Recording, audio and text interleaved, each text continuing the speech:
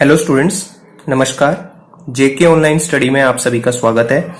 आज की क्लास में हम नेशनल इनकम को मेजर करने के मेथड्स के बारे में पढ़ेंगे कि नेशनल इनकम को मेजर करने के कितने मेथड होते हैं और उन मेथड्स की हेल्प से नेशनल इनकम को कैसे कैलकुलेट किया जाता है। लेकिन नेशनल इनकम के मेथड्स को पढ़ने से पहले हम अभी सर्कुलर फ्लो ऑफ इनकम के बारे में देखते हैं कि सर्कुलर फ्लो ऑफ इनकम में कितने फेजेस होते हैं। तो स्टार्टिंग में जैसा कि आपको पता ही है कि सर्कुलर फ्लो ऑफ इनकम के अंदर हाउस होल्ड्स जो हैं वो प्रोड्यूसिंग सेक्टर को, फर्म्स को फैक्टर्स ऑफ प्रोडक्शन प्रोवाइड कराते हैं, जिन्हें हम फैक्टर सर्विसेज भी कहते हैं। वो किस फॉर्म में प्रोवाइड कराते हैं? लैंड, लेबर, कैपिटल और एंटरप्रेन्योरशिप की फॉर्म में। और फर्म उनकी हेल्प से, फैक्टर्स ऑफ प्रोडक्शन की हेल्प से गुड्स एंड सर्विसेज का प्रोडक्शन करती है। तो स्टार्टिंग में इनिशियली क्या होता है? इकोनॉमी में प्रोडक्शन होता है। इसी को हम प्रोडक्शन फेज कहते हैं।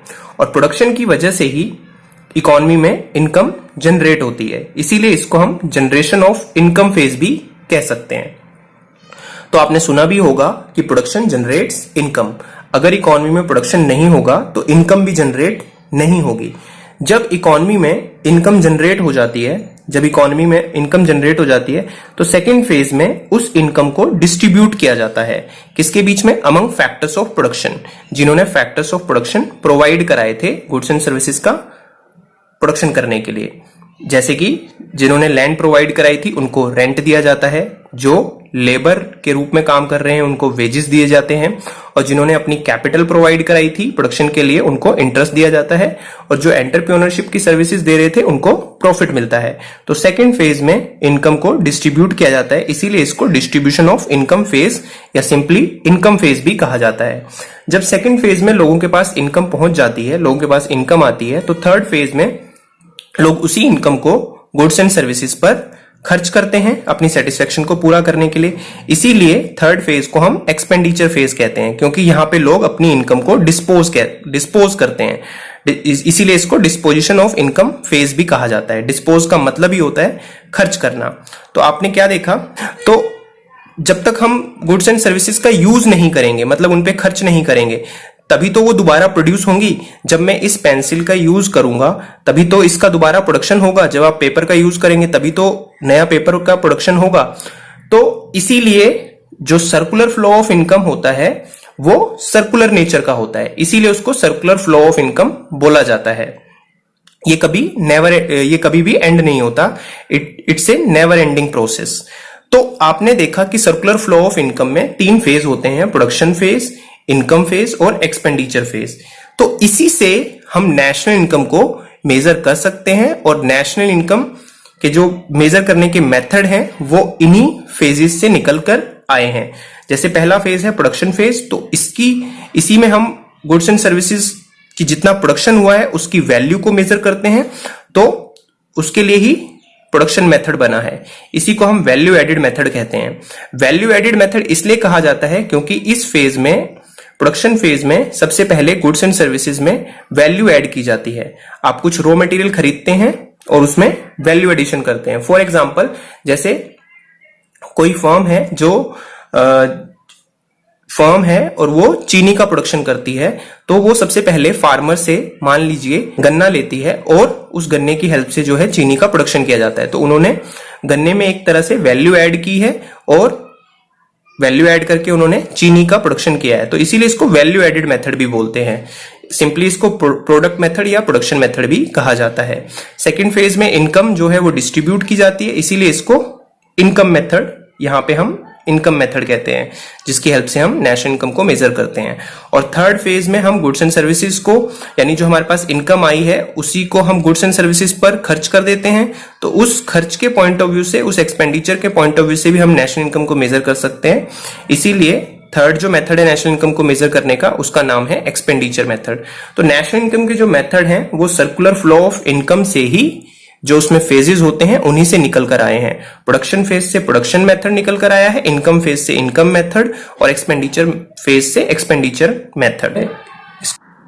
तो आइए इस फ्लो चार्ट की हेल्प से देखते हैं कि नेशनल इनकम को मेजर करने के कितने मेथड होते हैं। तो नेशनल इनकम को मेजर करने के तीन मेथड होते हैं। हाँ, एक बात ध्यान रखिएगा कि नेशनल इनकम जो एग्रीगेट होता है उसको हम एनएनपी-एफसी से डिनोट करते हैं या एनएनपी-एफसी से दिखाते हैं। Means net national product at factor cost. जब भी आपको अगर नेशनल इनकम निकालने के लिए कहा जाएगा तो आपको ये वाला एग्रीगेट निकालना होता है। तो नेशनल इनकम को मेजर करने के 3 मेथड होते हैं। फर्स्ट मेथड का नाम होता है वैल्यू एडेड मेथड। जैसा कि आपको पता है कि फर्स्ट मेथड में प्रोडक्शन होता है गुड्स एंड सर्विसेज का, और जब कोई फर्म गुड्स एंड सर्विसेज का प्रोडक्शन करती है तो वो रॉ मटेरियल लेकर आती है, और जो गुड्स एंड सर्विसेज प्रोड्यूस करती है इसका मतलब वो कुछ ना कुछ उस गुड्स एंड सर्विसेज में कंट्रीब्यूट कर रही है, उसमें कुछ वैल्यू ऐड कर रही है। इसीलिए इस मेथड को वैल्यू एडेड मेथड भी कहा जाता है।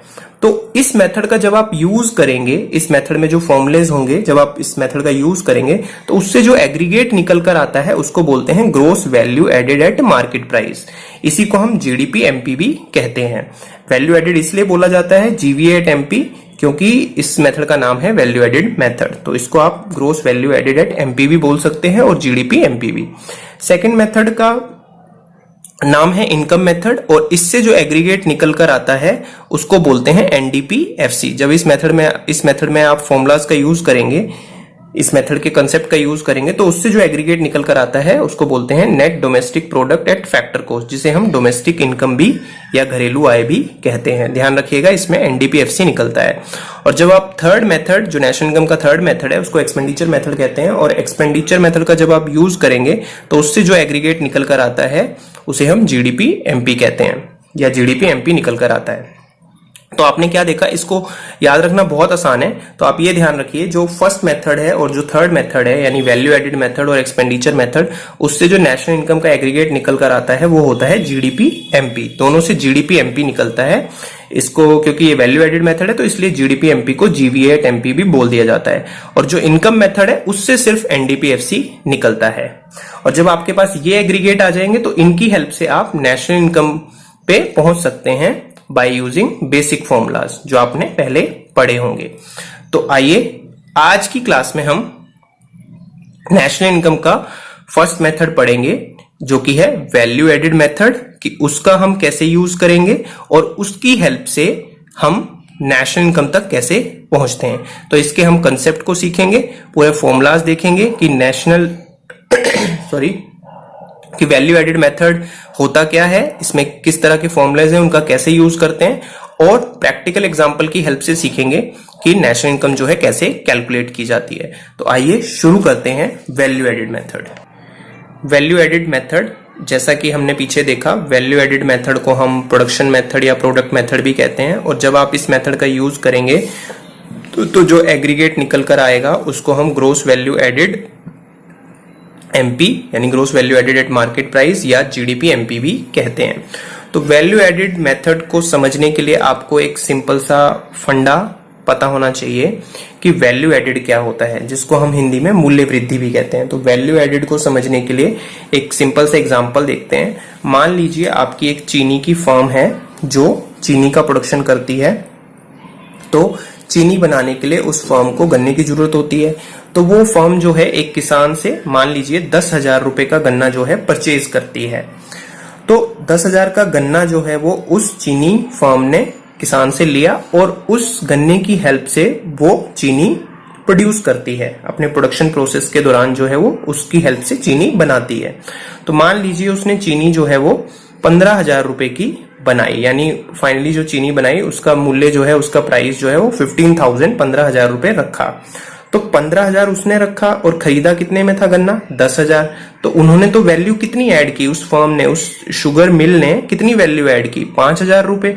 तो इसी को वैल्यू एडेड कहते हैं, यानी उस चीनी की मिल ने कितनी वैल्यू बढ़ाई। तो 5,000 रुपए वैल्यू बढ़ाई, तो इसी को हम वैल्यू एडेड कहते हैं। इसी तरह इकोनॉमी में जितनी भी प्रोडक्शन यूनिट होती हैं, अब ये चीनी की मिल तो एक प्रोडक्शन यूनिट थी, ऐसे इकोनॉमी में लाखों प्रोडक्शन यूनिट होती हैं जो किसी ना किसी तरह की गुड्स एंड सर्विसेज में वैल्यू एडिशन करती हैं। मतलब कुछ रॉ मटेरियल लेती हैं और उनमें ड्यूरिंग द प्रोडक्शन प्रोसेस कुछ वैल्यू ऐड करती हैं। तो जितनी भी प्रोडक्शन यूनिट होती हैं सबसे पहले उनको आइडेंटिफाई किया जाता है, ये पहला स्टेप है। और आइडेंटिफाई करने के बाद वो जितनी भी प्रोडक्शन यूनिट वैल्यू ऐड करती हैं उस सारे वैल्यू एडेड को जोड़ा जाता है, जो कि किस पे होता है, मार्केट प्राइस पे। तो उसी वैल्यू एडिशन को, उसी वैल्यू एडेड को हम बोलते हैं ग्रोस वैल्यू एडेड, क्योंकि टोटल किया जाता है तो उसको बोलते हैं ग्रोस वैल्यू एडेड। और इसी को हम जीडीपी एमपी भी कहते हैं, मतलब gross domestic product at market price. Domestic क्यों बोलते हैं, क्योंकि खुद सोचिए इकोनॉमी में जो भी ये वैल्यू एडिशन हो रहा है, जो भी ये प्रोडक्शन हो रहा है, वो कहां हो रहा है, हमारी डोमेस्टिक टेरिटरी में। तो इसीलिए हम इसको जीडीपी एमपी बोलते हैं। तो जब आप इस जीडीपी एमपी पर पहुंच जाते हैं इस मेथड की हेल्प से, तो उसके बाद आप नेशनल इनकम पर आसानी से पहुंच सकते हैं नेशनल इनकम के बेसिक फॉर्मूलाज का यूज करके। आपको जीडीपी एमपी की हेल्प से एनएनपीएफसी नेशनल इनकम पे पहुंचना होता है, तो आपको ग्रोस से नेट पे जाना है तो आप डेप्रिसिएशन माइनस करेंगे, और डोमेस्टिक से नेशनल पे जाना है तो प्लस करेंगे NFIA, net factor income from abroad, जो कि फीफा और फीटा का डिफरेंस होता है। Factor income from abroad minus factor income to abroad. और जब आपको एमपी से एफसी पे जाना होता है तो आप एनआईटी माइनस करेंगे। NIT means net indirect taxes, और नेट इनडायरेक्ट टैक्सेस कैसे निकलता है, इनडायरेक्ट टैक्स माइनस सब्सिडी। तो जीडीपी एमपी में ये एडजस्टमेंट करने के बाद आप नेशनल इनकम पे यानी एनएनपीएफसी पे पहुंच जाएंगे, या फिर आप नेशनल इनकम बहुत जो है इस मेथड से निकाल सकते हैं। तो आपने ये देखा कि वैल्यू एडेड मेथड में सबसे पहले क्या होता है, प्रोडक्शन यूनिट्स को आइडेंटिफाई किया जाता है, और उन प्रोडक्शन यूनिट्स ने जितना भी वैल्यू ऐड किया है इकोनॉमी में, उस वैल्यू ऐड का टोटल किया जाता है, जिसे हम gross value added at market price बोलते हैं, और इसी को हम जीडीपी एमपी कहते हैं। और जीडीपी एमपी की हेल्प से फिर आप नेशनल इनकम जो है इजीली निकाल सकते हैं। तो यही नेशनल इनकम को निकालने के स्टेप्स हैं जो वैल्यू एडेड मेथड में फॉलो किए जाते हैं।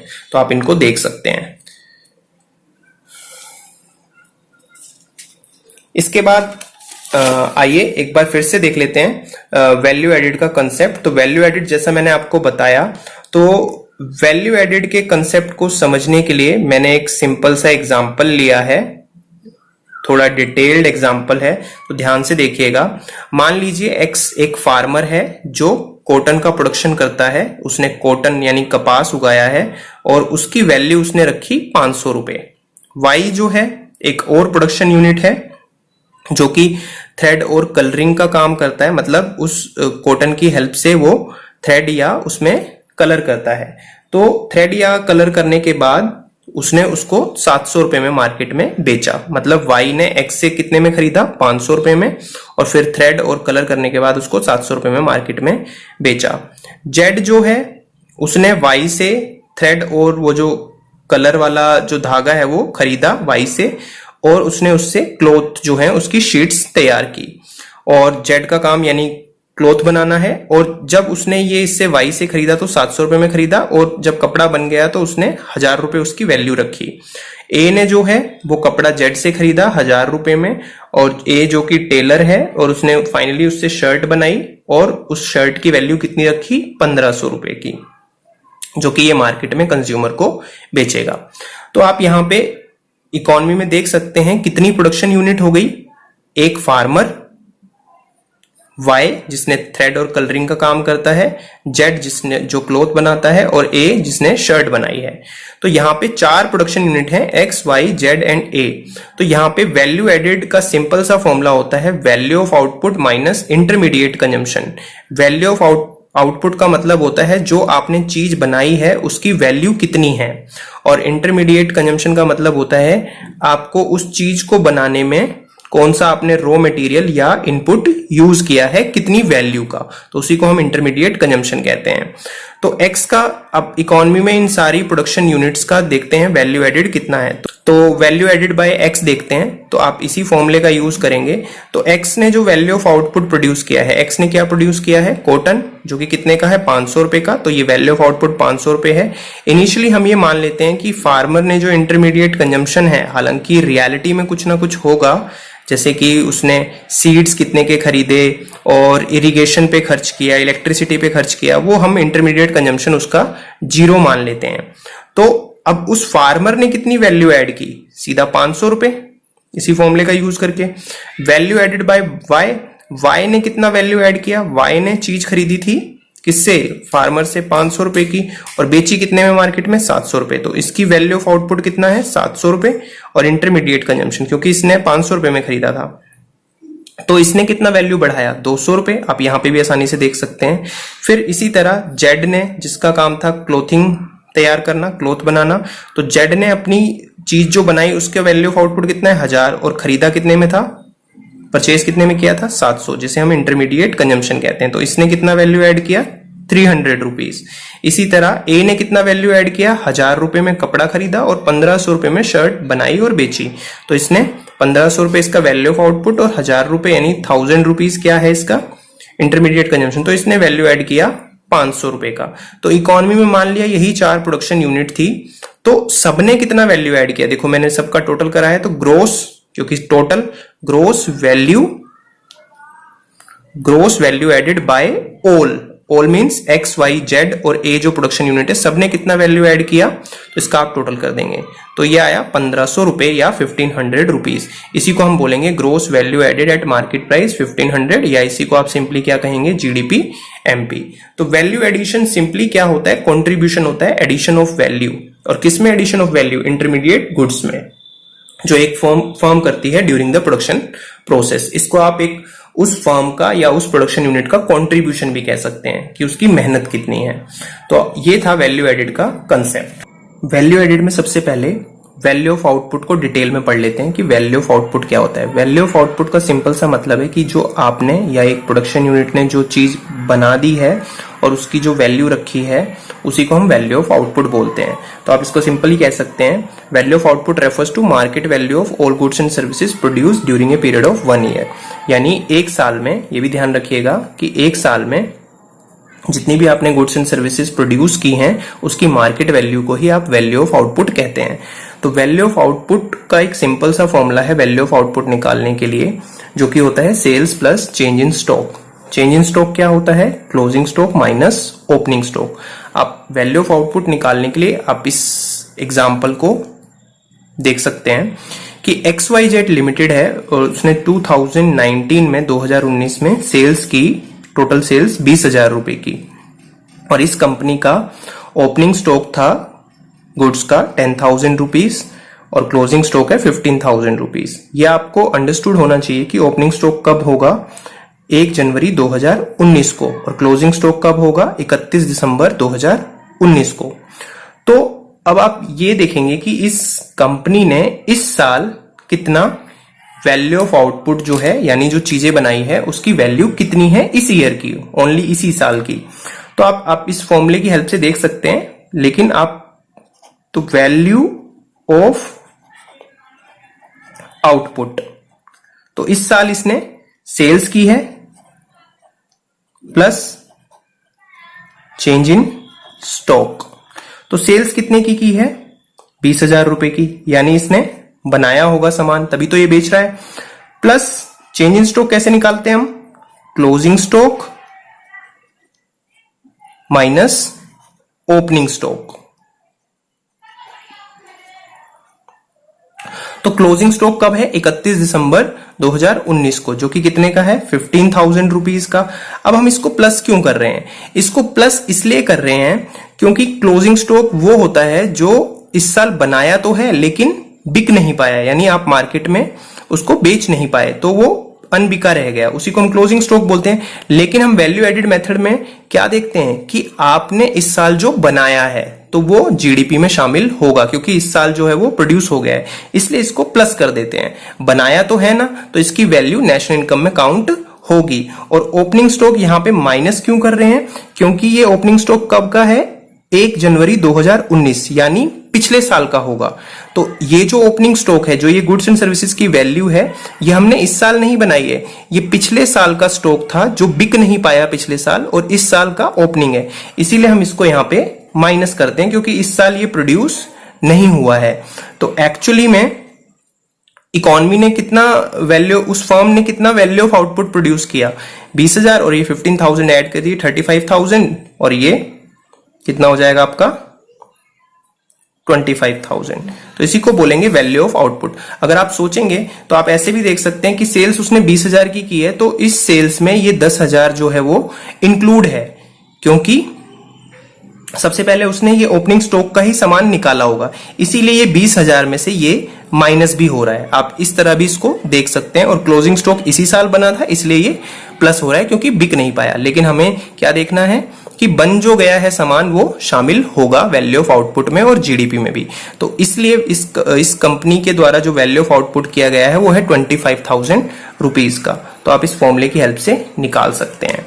अगर आप दूसरा भी तो इसको मैंने पॉइंट वाइज बताया है कि फर्स्ट आप कैसे वैल्यू ऑफ आउटपुट निकालेंगे। दूसरा क्या है, अगर एक कंपनी जो है वो एंटायर आउटपुट सोल्ड कर देती है, जो उसने बनाया है सामान वो सारा का सारा मार्केट में एक साल में बेच देती है, तो वैल्यू ऑफ आउटपुट क्या होगा, सेल्स। आप इसका पूरा फॉर्मूला भी लिख सकते हैं, प्लस चेंज इन स्टॉक। लेकिन चेंज इन स्टॉक कितना है, 0, यानी कोई ओपनिंग स्टॉक भी नहीं है, कोई क्लोजिंग स्टॉक भी नहीं है। तो वैल्यू ऑफ आउटपुट सिंपली अगर सारा आउटपुट सोल्ड हो जाता है तो सेल्स के बराबर होता है। ये आपको क्वेश्चन में गिवन होगा।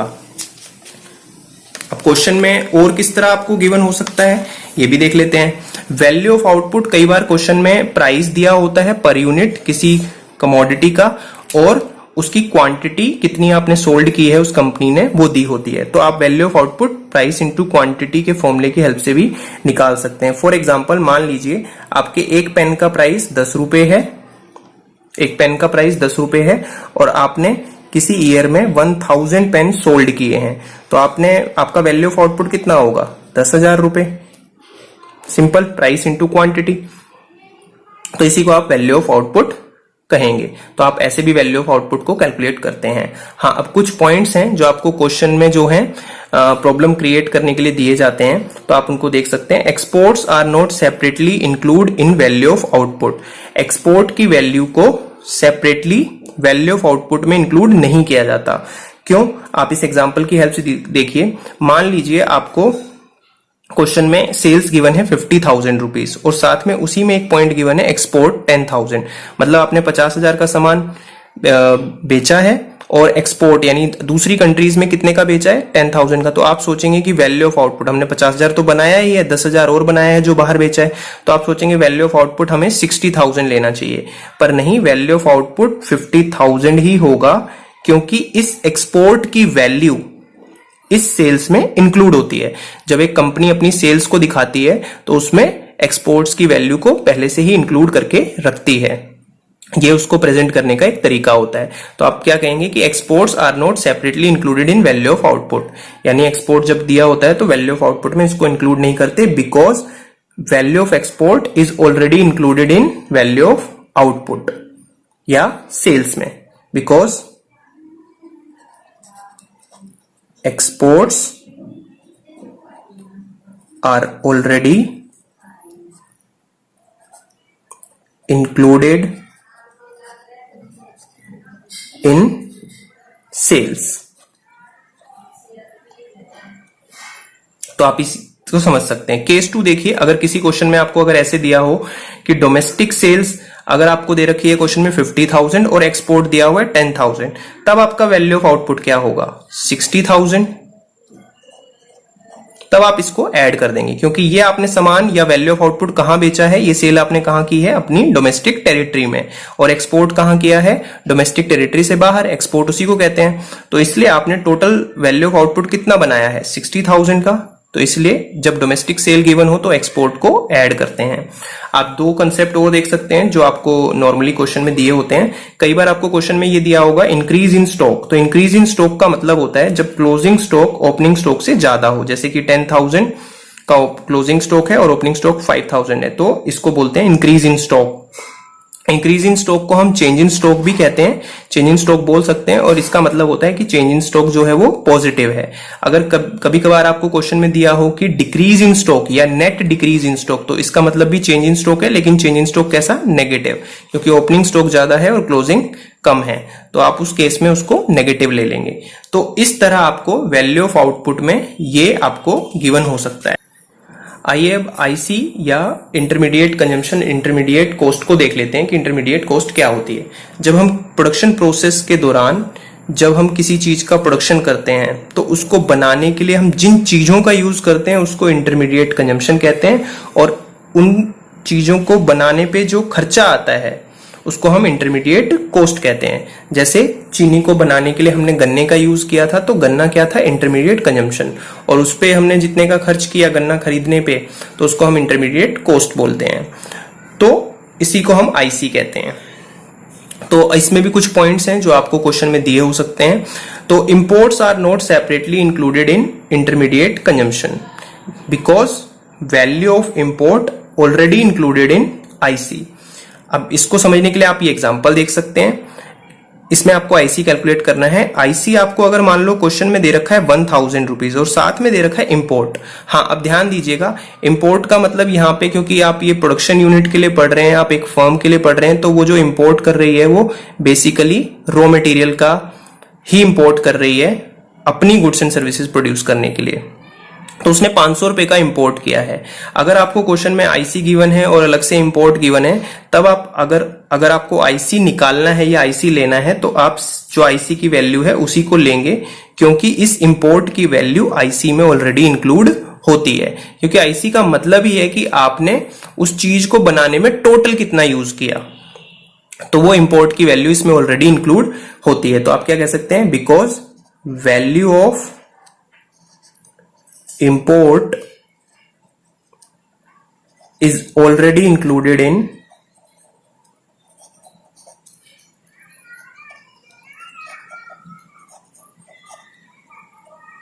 IC। तो IC कितना होगा हमारा 1000 रुपीज। अगर आपको मान लीजिए क्वेश्चन में ऐसे गिवन है, purchase of raw material from domestic firm, यानी आपने जो रॉ मटेरियल है, आईसी को आप रॉ मटेरियल भी बोलते हैं, जो आपने रॉ मटेरियल है वो डोमेस्टिक फर्म से खरीदा है, मतलब अपनी इकोनॉमी में डोमेस्टिक फर्म से आपने 500 रुपए का रॉ मटेरियल खरीदा है, और फिर आपको गिवन है उसी में क्वेश्चन में इंपोर्ट 700 का। तो इसका मतलब क्या है कि डोमेस्टिक फर्म से आपने 500 रुपए का खरीदा और ये रॉ मटेरियल आपने कहां से खरीदा, बाहर से। तो टोटल आईसी इस केस में कितना होगा, 500 और 700 1200। तो आपने टोटल रॉ मटेरियल तो 1200 रुपए का खरीदा ना, ये अपनी ही टेरिटरी में खरीदा है, ये बाहर से खरीदा है। तो इस केस में जब डोमेस्टिक लिखा है तो आप ऐड करेंगे।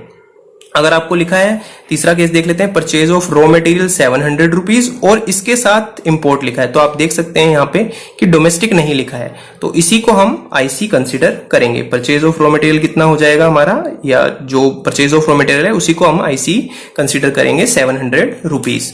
तो आपको ऐसे जो है क्वेश्चन में गिवन हो सकता है।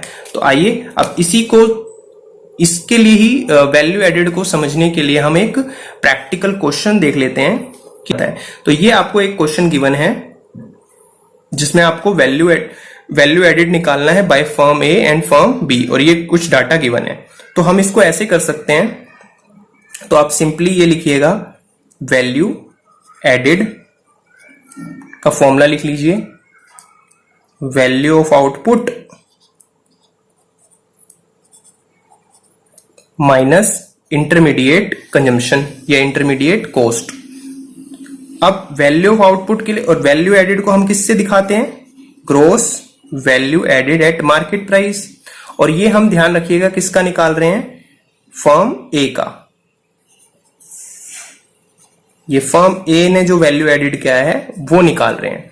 तो वैल्यू ऑफ आउटपुट क्या होता है, अब आप इसको खोल सकते हैं, सेल्स जैसे कि हमने पीछे पढ़ा था, प्लस चेंज इन स्टॉक, ठीक है। और चेंज इन स्टॉक क्या होता है, क्लोजिंग माइनस ओपनिंग। अगर जरूरत पड़ेगी तो आप इसको देख सकते हैं। तो वैल्यू एडेड फर्म ए ने कितना किया है वो देखते हैं। तो ये डोमेस्टिक सेल्स है फर्म ए की 4000, ध्यान रखिएगा कौन सी सेल्स है, डोमेस्टिक। तो हमने सेल्स ले ली। अब क्या एक्सपोर्ट लिया जाएगा फर्म ए का, जब डोमेस्टिक है यानी ये उसने अपनी ही इकोनॉमी में बेचा है, और एक्सपोर्ट कहां करा है, बाहर फर्म ए का। तो हम इसको भी ऐड कर लेंगे, तो ये टोटल सेल हो जाएगी, क्योंकि ये डोमेस्टिक था और ये एक्सपोर्ट किया है। चेंज इन स्टॉक इस क्वेश्चन में है नहीं, तो ये 0 हो गया। ये टोटल वैल्यू ऑफ आउटपुट हो गया, वैल्यू ऑफ आउटपुट निकल गया आपका। अब आईसी देखेंगे आप, आईसी कितना है, आईसी मतलब जो इस चीज को बनाने में उसने यूज किया है। तो परचेजेस बाय फर्म ए ने कितना परचेज किया, 200 रुपए का या 200 करोड़ रुपीस का। तो 200 रुपए का आईसी है। तो अब आप वैल्यू एडिड देख सकते हैं, फर्म ए का कितना है, ये 5000 माइनस 200 4800 रुपीस करोड़। तो ये वैल्यू एडिड आया फर्म ए का। इसी तरह आप वैल्यू एडिड निकाल सकते हैं किसका, फर्म बी का। तो फर्म बी का वैल्यू एडिड कैसे निकालेंगे, वैल्यू एडिड का फॉर्मूला लिखेंगे। तो वैल्यू एडिड से क्या निकलता है, gross value added at market price, और सबसे पहले क्या होता है, वैल्यू ऑफ आउटपुट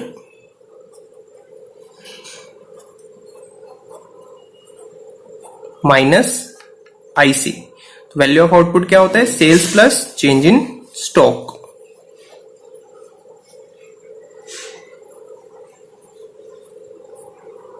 तो सेल्स देखिए फर्म बी का कितना है, फर्म बी का सेल्स है 2940 crore, 2940 crore. Change in stock sales B का है नहीं क्वेश्चन में, होता तो ऐड कर देते। ये आपका टोटल वैल्यू ऑफ आउटपुट हो गया। आईसी देखिए फर्म बी ने कितना परचेज करा है, यानी इस सामान को बनाने के लिए उसने कितने का खरीदा है, तो ये है 1300 रुपीज। तो आप इसको सब्ट्रैक्ट करेंगे तो ये कितना आएगा, 1640 करोड़।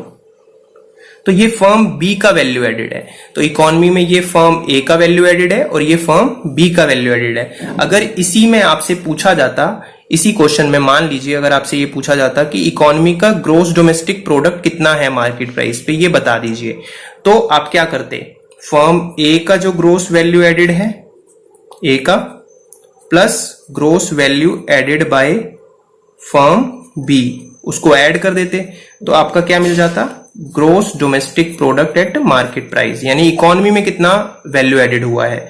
तो फर्म ए का कितना है 4800 और फर्म बी का कितना है 1640। तो आप इसको ऐड कर देंगे तो आपको इकोनॉमी में जो टोटल वैल्यू एडिड हुआ है वो आपको मिल जाएगा।